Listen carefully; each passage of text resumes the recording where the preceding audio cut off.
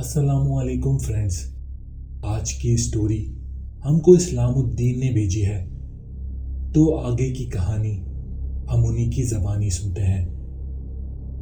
السلام علیکم احسن بھائی، میرا نام اسلام الدین یوسف زئی ہے اور میرا تعلق ایک پٹھان قبیلے سے ہے، اور میں عمر کے اس وقت 70ویں سال میں ہوں، یعنی اب میری عمر 70 سال سے تجاوز کر چکی ہے۔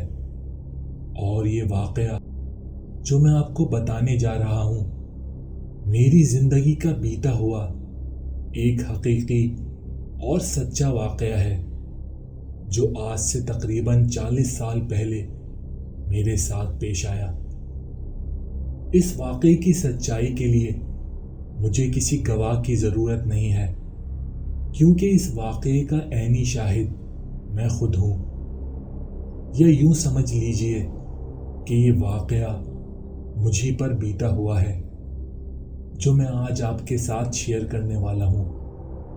آپ کو واقعے کی نوعیت کو سن کر اندازہ ہو جائے گا کہ انسان کے ساتھ زندگی میں بہت سے ایسے واقعات پیش آتے ہیں جو اس کی زندگی کے ساتھ انمٹ نقوش چھوڑ جاتے ہیں۔ یہ یادیں بری بھی ہو سکتی ہیں اور اچھی بھی، لیکن اکثر بری یادوں کو زندگی سے نکالنا تقریباً ناممکن ہوتا ہے۔ میرا ذاتی طور پر تعلق مالاکنڈ سے ہے، اور آپ کو معلوم ہی ہوگا کہ مالاکنڈ اونچے نیچے پہاڑی اور سرسبز و شاداب وادیوں کی جگہ ہے۔ میرے والد پاکستان کے دور دراز علاقوں میں سامان لے جانے والے ٹرک چلایا کرتے تھے، اور پڑھائی میں میرا کوئی خاص دل نہیں لگتا تھا، اس لیے انہوں نے مجھے اپنے ساتھ ٹرک چلانے پر لگا لیا۔ اس وقت میری عمر صرف 17 سال تھی، اور 20 سال کی عمر تک پہنچتے پہنچتے والد صاحب کی سربراہی میں ایک ماہر ٹرک ڈرائیور بن چکا تھا۔ پھر والد صاحب نے جب دیکھا کہ میں ایک ماہر ڈرائیور بن چکا ہوں، تو انہوں نے اپنی بڑھتی ہوئی عمر کے پیش نظر ٹرک ڈرائیوری چھوڑ دی اور گاؤں میں ایک چھوٹی سی دکان کھول لی اور ٹرک کو میرے حوالے کر دیا۔ جب میرے ساتھ ٹرک پر ایک ہیلپر موجود ہوتا تھا، شاہزیب گل، جو میرا ہی ہم عمر تھا اور ہمارے گاؤں سے ایک قریبی گاؤں میں ہی رہتا تھا۔ ہم دونوں کئی مہینوں کام کے لیے گھر سے باہر ہی رہتے تھے۔ کام کے سلسلے میں ہمارا پاکستان کے دور دراز علاقوں تک جانا ہوتا تھا۔ شاہزیب ویسے تو میرا ہیلپر تھا، لیکن اس کے ساتھ ساتھ میرا ایک اچھا دوست بھی تھا۔ اپنے اس پیشے کے دوران میں نے پاکستان کے بہت سے دور دراز کے علاقے دیکھ رکھے تھے۔ مجھے مشکل پہاڑی علاقوں سے لے کر میدانی علاقوں، سمندری علاقوں کے ساتھ کم ہی کوئی ایسی جگہ ہوگی جو میں نے اپنی زندگی میں کبھی دیکھی نہ ہو۔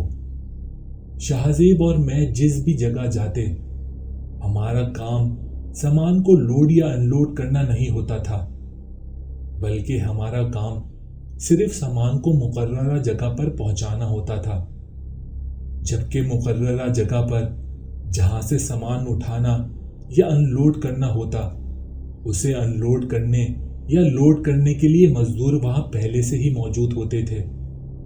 شاہزیب کا کام ٹرک کے ٹائر وغیرہ کو دیکھنا اور گاڑی کی چھوٹی موٹی ضروریات اور مرمت شاہزیب کی ذمہ داری ہوتی تھی۔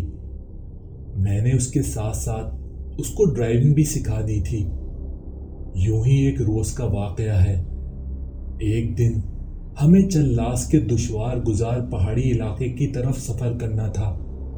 مجھے اچھی طرح سے یاد ہے کہ ہم نے KPK کے ایک میدانی شہر سے سامان لوڈ کیا تھا اور اسے چلاس کے دشوار گزار وادیوں میں لے کر جانا تھا اور اسے ایک قصبے میں ان لوڈ کرنا تھا۔ سامان کو لوڈ کرنے والا لڑکا شاہزیب کا اچھا جاننے والا تھا۔ شاہزیب نے اسے اپنا دوست ہونے کی وجہ سے اپنے ساتھ ٹرک میں بٹھا لیا تاکہ رستے میں گپ شپ ہو جائے، تو ہم نے اس پارٹی کا سامان لوڈ کروایا اور ہم تینوں ٹرک لے کر چلاس کی طرف روانہ ہو گئے۔ ہمارا سفر تقریباً 20 سے 25 گھنٹے کا تھا۔ سفر کے دوران رستے میں ایک جگہ پر ہمارا اسٹاپ تھا۔ وہاں پر کھانے پینے رکنے اور تازہ دم ہونے کے بعد ہم پھر سے اپنے سفر پر روانہ ہو گئے۔ پہاڑی علاقوں کے موسم انتہائی خوبصورت اور وہاں کے مناظر دل کو لبھا لیتے ہیں۔ دلکش پہاڑ، میٹھے بہتے ہوئے جھرنے اور دریا اور پہاڑی وادیوں سے گزرتے گزرتے ہم ایک ایسی جگہ پر پہنچ گئے جہاں بہت اونچے اونچے پہاڑ اور روڈ کے دونوں طرف بہت بڑے بڑے اور گھنے درخت تھے۔ وہاں پہنچ کر ایسا محسوس ہو رہا تھا جیسے چاروں طرف تاریکی پھیل گئی ہے۔ شاہ زیب گل کا دوست ہمایوں گل بہت باتونی انسان تھا جس نے مال لوڈ کروایا تھا۔ ہم ایک جگہ پر رک گئے اور ٹرک سے اتر کر ہم نے ایک طرف سڑک کے کنارے چولہا سائٹ پر رکھا اور وہیں چائے بنانے لگے۔ وہاں پر ڈھابے نما ہوٹل بہت دور دور ہوتے تھے، اسی لیے ہم نے ٹرک پر چھوٹا موٹا چائے وغیرہ کا انتظام کر رکھا تھا۔ چائے وغیرہ بنائی اور پی اور پھر اس کے بعد گپے ہانکتے ہوئے ہم آگے بڑھے۔ شام کا اندھیرا پھیلنے لگا تھا اور رات ہونے کو تھی، اور ابھی بھی ہماری منزل آدھے سفر سے بھی زیادہ دور تھی اور رات کے 11 بج چکے تھے۔ ہم ایک دشوار گزار پہاڑی علاقے سے گزر رہے تھے۔ ہر طرف خاموشی اور ویرانی چھائی ہوئی تھی۔ سناٹے اور ویرانی کا راج تھا کیونکہ اس وقت ٹریفک بھی اتنا عام نہیں ہوا کرتی تھی، اس لیے سڑک پر دور دور تک کوئی دوسری گاڑی نظر نہیں آتی تھی۔ سردی کا موسم تھا اور رات کے ساتھ ساتھ سردی بھی بڑھتی جا رہی تھی، اور ویسے بھی پہاڑی علاقوں کی سردی بہت شدید والی ہوتی ہے، اسی لیے ٹرک کی دونوں طرف کی کھڑکیوں کو ہم نے بند کر دیا تھا۔ اچانک چلتے چلتے مجھے ایسا محسوس ہوا جیسے میرے ساتھ بیٹھے ہوئے ہمایوں گل کی طبیعت اچانک خراب ہونا شروع ہو گئی ہے۔ اس نے اپنے دل پر ہاتھ رکھ لیا تھا اور اس نے کہا، میری طبیعت تھوڑی بے چین ہو رہی ہے۔ تو میں گھبرا کر شاہزیب کی طرف دیکھنے لگا۔ شاہزیب نے میری طرف دیکھ کر آنکھوں ہی آنکھوں میں مجھے اشارہ کیا تو میں نے ٹرک کو ایک طرف کر کے روک دیا۔ باہر خوفناک خاموشی اور اندھیرا تھا۔ شاہزیب گل نے ہمایوں گل کی طرف دیکھا اور کہا کہ نیچے اترو اور تازہ ہوا میں چلو پھرو، اور پھر اس نے خود پہلے ٹرک کا دروازہ کھولا اور نیچے کود گیا، اور اس کے ہی پیچھے ہمایوں گل بھی نیچے اتر گیا۔ میں بھی ٹرک بند کر کے نیچے اتر گیا۔ باہر بہت زیادہ سردی تھی اور باہر کی سردی اندر کی سردی سے بھی زیادہ ناقابل برداشت تھی۔ میں نے شاہزیب کی طرف دیکھتے ہوئے کہا، میرا خیال ہے یہاں رکنا عقلمندی کی بات نہیں ہے، باہر سردی بہت زیادہ ہے۔ ہاں مجھے بھی ایسا لگتا ہے، لیکن مجھے لگتا ہے کہ کیبن کے اندر اس کی طبیعت زیادہ گھبرا رہی تھی۔ شاہزیب نے کہا، ہمایوں گل کو نیچے اتارنے کا بھی کوئی فائدہ نہیں ہوا، اس کی طبیعت اب بھی ٹھیک نہیں تھی اور وہ مسلسل اپنے سینے پر ہاتھ رکھ کر اونچی اونچی سانس لے رہا تھا۔ ہم لوگ پریشانی کے عالم میں وہیں بیٹھ گئے۔ تب شاہزیب کیبن کے اندر گیا اور پانی کی بوتل نکال لایا۔ اس نے جلدی سے پانی ہمایوں گل کو پلایا، پر ہمایوں گل بیچارہ پانی پی کر ایک دم سے ڈھہ سا گیا۔ میں نے فوراً آگے بڑھ کر اس کا سر اپنی گود میں رکھ لیا۔ وہ زور زور سے سانس لے رہا تھا جیسے وہ بہت تکلیف میں ہو، جبکہ میرے اور شاہزیب کے چہروں پر ہوائیاں اڑنے لگی تھیں۔ یہ چلتے چلتے نہ جانے کیا مصیبت ہم پر آ گئی تھی۔ میں نے اس سے پوچھا کہ کیا تم پہلے سے جانتے تھے کہ یہ بیمار ہے؟ نہیں، میں نہیں جانتا تھا، پر ہاں مجھے اس وقت ایسا محسوس ہو رہا ہے کہ یہ پہلے سے ہی کسی بیماری کا شکار تھا۔ پر ہمایوں گل جیسے بے سدھ سا ہونے لگا تھا، اس پر بے ہوشی سی طاری ہونے لگی۔ ہم نے گھبرا کر اس کا سینہ وغیرہ دبایا کہ اسے ہوش میں واپس لانے کی کوشش کی جا سکے، لیکن ہماری کوشش کارآمد ثابت نہیں ہو رہی تھی، کیونکہ اس کی وہ غنودگی والی کیفیت بڑھتی جا رہی تھی۔ پھر اس کو ٹھنڈے ٹھنڈے پسینے آنا شروع ہو گئے۔ شاہ زیب، قریبی قصبہ تو یہاں سے بہت دور ہے، اب کیا کیا جائے؟ آس پاس تو کوئی آبادی بھی نہیں ہے، یہ تو سارا ویرانہ ہی ویرانہ ہے۔ میں اور شاہ زیب ابھی اس بارے میں سوچ ہی رہے تھے کہ ہمایوں گل نے ہماری آنکھوں کے سامنے دیکھتے ہی دیکھتے زور سے ہچکی لی اور اس نے دم توڑ دیا۔ احسن بھائی، اس وقت میری اور شاہ زیب کی جو حالت تھی وہ میں لفظوں میں بیان نہیں کر سکتا۔ ہماری یہ حالت تھی کہ کاٹو تو بدن میں خون نہ ہو۔ میرے خیال کے مطابق ہمایوں گل کو دل کا شدید دورہ پڑا تھا جو جان لیوا ثابت ہوا تھا۔ او میرے خدا، یہ کیا ہو گیا؟ میں سخت پریشان تھا۔ شاہ زیب بھی بیچارہ رونے کو تھا۔ اب کیا ہوگا؟ یہ تو لگتا ہے مر گیا، میں نے کہا۔ اس نے بغور اس کی طرف دیکھتے ہوئے کہا کہ یہ تصدیق شدہ ہے کہ اس کی وفات ہو چکی ہے۔ اس نے میری طرف متوجہ ہو کر کہا، لگتا تو ایسا ہی ہے۔ میں نے اس کی نبض کو محسوس کرتے ہوئے کہا، لیکن حتمی طور پر تو کچھ نہیں کہا جا سکتا جب تک کسی حکیم یا ڈاکٹر کو نہ دکھا دیا جائے۔ لیکن ایسا کیسے ممکن ہے؟ آس پاس تو کوئی آبادی نظر ہی نہیں آ رہی۔ ڈاکٹر یا حکیم یہاں کہاں سے آ گیا؟ اسے کسی قریبی آبادی تک لے کر چلنا ہوگا۔ لیکن سچی بات تو یہ تھی کہ ہم دونوں ہی اس مردہ وجود کو اٹھا کر ٹرک کے اندر لے جانے سے ڈر رہے تھے۔ پھر ایسا کرو شاہ زیب کہ تم یہاں پر بیٹھ کر اس کا دھیان رکھو، میں قریب سے کسی ڈاکٹر یا حکیم کو لے کر آتا ہوں۔ میرا دوست شاہ زیب میری بات سن کر ڈر گیا۔ اس کا مطلب ہے میں اکیلا اس کے پاس رہوں گا؟ ارے پریشان نہ ہو، میں جلدی ہی واپس آ جاؤں گا۔ میں زیادہ دور نہیں جاؤں گا، دیکھتا ہوں قریب میں ہی کوئی آبادی ضرور مل جائے گی۔ بس میرے آنے تک تم یہیں بیٹھے رہو۔ بڑی مشکل سے میں نے شاہ زیب گل کو اس کے دوست کے مردہ جسم کے پاس بیٹھے رہنے کو تیار کیا اور خود اٹھ کر سڑک پر ادھر ادھر دیکھتا ہوا آگے بڑھنے لگا۔ اونچے اونچے درخت اور اوپر سے خون جما دینے والی سرد برفانی رات۔ میں لالٹین کو ہاتھ میں لے کر آگے بڑھتا رہا۔ کافی دور آگے چلنے کے بعد مجھے کچے رستے سڑک سے نیچے اتر کر اندھیرے میں غائب ہوتے دکھائی دیے۔ مجھے اندازہ نہیں تھا کہ یہ سڑک کس طرف جاتی ہے، اس لیے میں نے ان رستوں پر جانے کا خیال اپنے دل سے نکال دیا، کیونکہ ہو سکتا تھا کہ میں اس رستے پر جا کر بھٹک جاتا۔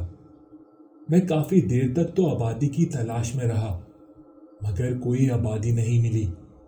پیدل چلتے ہوئے مجھے لگ بھگ 2 گھنٹے بیت چکے تھے، پر جب آبادی کا کوئی سرا نہیں ملا تو میں واپس ڈر کر پیچھے بھاگا، اور جب میں گرتے پڑتے واپس ٹرک کے قریب پہنچا تو میں نے جو دیکھا اسے دیکھ کر میرے ہوش اڑ گئے۔ میرا دوست شاہ زیب گل بھی وہاں بے سود حالت میں پڑا ہوا تھا اور اس کی حالت بہت خراب ہو رہی تھی۔ میں فوراً اس کے قریب گیا اور اس کا سر اپنی گود میں لے لیا۔ وہ اٹک اٹک کے ایک ہی بات کہے جا رہا تھا، یہ لاش مجھے مار ڈالے گی، مجھے اس سے بچاؤ۔ میں نے اس کا سر سہلاتے ہوئے کہا، کیا ہوا شاہ زیب، خیریت تو ہے؟ میں اس وقت بہت زیادہ گھبرا گیا تھا۔ وہ لاش وہ مجھے مار ڈالے گی، وہ اس لاش کو دیکھتے ہوئے ہکلاتے ہوئے بولا۔ یہ ابھی اٹھ کر بیٹھ گئی تھی۔ کیا کہا تم نے کہ یہ اٹھ کر بیٹھ گئی تھی؟ اور پھر میں نے حیرانی سے ہمایوں گل کی لاش کی طرف دیکھا، جبکہ لاش اسی طرح بے جان حالت میں پڑی ہوئی تھی جس طرح میں اس کو چھوڑ کر گیا تھا، اور اس کی آدھی کھلی آنکھیں بالکل بے نور ہو چکی تھیں۔ یہ تو مر چکا ہے شاہ زیب، یہ کیسے اٹھ سکتا ہے؟ میں نے شاہ زیب سے کہا۔ نہیں، تم نہیں جانتے، یہ مجھے مار ڈالے گی۔ وہ خوف زدہ انداز میں بار بار یہی کہے جا رہا تھا، تو مجھے لگا کہ وہ لاش کے پاس بیٹھے بیٹھے سخت خوف کا شکار ہو گیا ہے یہ تم کیا کہہ رہے ہو شاہ؟ کبھی لاش بھی اٹھ کر بیٹھ سکتی ہے؟ ہاں بیٹھ سکتی ہے، اس نے بامشکل یہ الفاظ کہے اور پھر اس کا سر ایک طرف کو لڑک گیا۔ میں نے حیرانی سے اس کی طرف دیکھا تو یہ دیکھ کر جیسے میری آنکھوں کے سامنے اندھیرا سا چھا گیا۔ شاہ زیب بھی مر چکا تھا۔ اوہ میرے خدا، یہ کیا ہو گیا؟ میرے سامنے پہلے تو صرف ہمایوں گل کی لاش تھی، مگر اب ایک نہیں، میرے سامنے 2 لاشیں تھیں۔ اب شاہزیب گل کی بھی لاش میری آنکھوں کے سامنے پڑی تھی، اور اس کا سر میری گود میں، اور اس کی آنکھیں بھی بے جان ہو چکی تھیں۔ یہ کیسی مصیبت میں پھنس گیا ہوں میں؟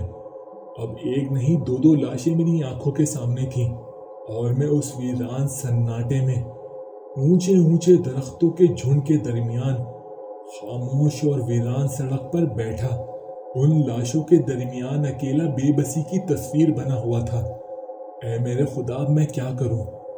اچانک بہادر ہونے کے باوجود مجھے خوف محسوس ہونے لگا تھا۔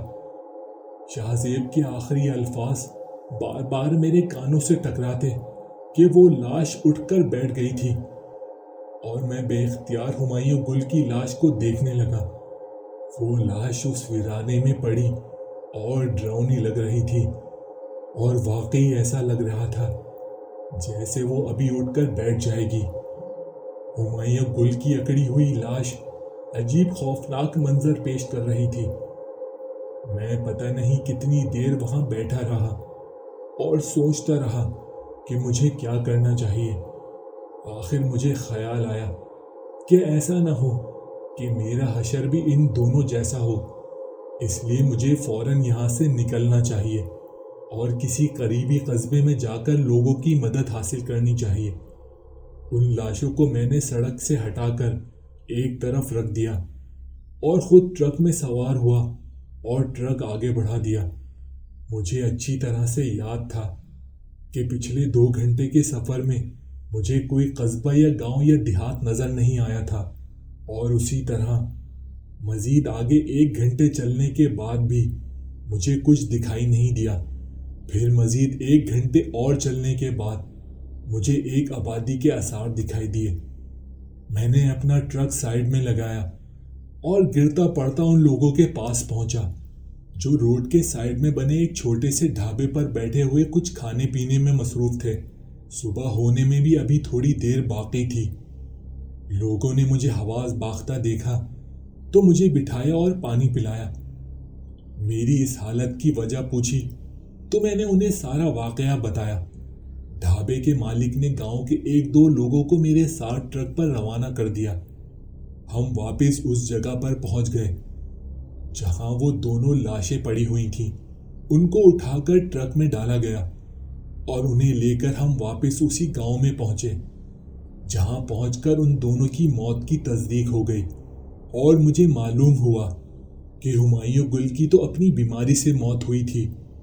اسے شدید دل کا دورہ پڑا تھا، اور شاہزیب گل جو بیچارہ اس لاش کے پاس اکیلا بیٹھا تھا، اسی کے خوف سے انتقال کر گیا تھا۔ مجھے نہیں معلوم کہ اس نے لاش کو اٹھتے بیٹھتے دیکھا تھا یا نہیں، یا کس وجہ سے اس پر اتنی دہشت طاری ہوئی کہ وہ اس کے خوف سے ہی مر گیا۔ پھر ایک گاڑی میں ڈال کر ان دونوں کی لاشوں کو ان کے ورثہ کے حوالے کر دیا گیا، اور میں مایوس دل کے ساتھ آگے روانہ ہوا۔ میرے دل کی اس وقت کیا کیفیت تھی اسے میں لفظوں میں بیان ہی نہیں کر سکتا۔ سامان اتارنے کے بعد میں سب سے پہلے اپنے دوست کے لواحقین کے پاس پہنچا اور ان کو تمام واقعات اسی طرح بتا دیے جس طرح وہ پیش آئے تھے، اور ان لوگوں سے پتہ چلا کہ واقعی ہمایوں گل دل کی بیماری میں مبتلا تھا، جبکہ شاہزیب گل کی موت لاش کے پاس اکیلے بیٹھے رہنے کی وجہ سے دہشت کا شکار ہو کر ہو گئی تھی۔ لیکن مجھے شاہزیب گل کے وہ آخری الفاظ اب بھی یاد ہیں کہ اس نے لاش کو اٹھتے بیٹھتے دیکھا تھا۔ بہت شکریہ اسلام الدین بھائی، آپ نے اپنی اسٹوری ہمارے ساتھ شیئر کی۔ اللہ آپ کے دوستوں کی مغفرت فرمائے اور آپ کو اور آپ کے دوستوں کی فیملی کو صبر عطا کرے۔ सो फ्रेंड्स, आज की स्टोरी आपको कैसी लगी कमेंट सेक्शन में ज़रूर बताएं। अगर पसंद आई है तो वीडियो को लाइक करें। चैनल पर पहली बार आए हैं तो भाई की मोटिवेशन के लिए चैनल को सब्सक्राइब ज़रूर करें। अगर आपके पास भी कोई सच्चा वाक़या है तो हमारे साथ ज़रूर शेयर करें। आप हमें मेल कर सकते हैं या इस व्हाट्सएप नंबर पे हमें मैसेज कर सकते हैं। अपना और अपने प्यारों का ख्याल रखें। हमेशा पाकी की हालत में रहें। मुझे अपनी दुआओं में याद रखें। तो बहुत जल्द मिलते हैं अगले खौफनाक वाक़ये के साथ। अस्सलामु अलैकुम।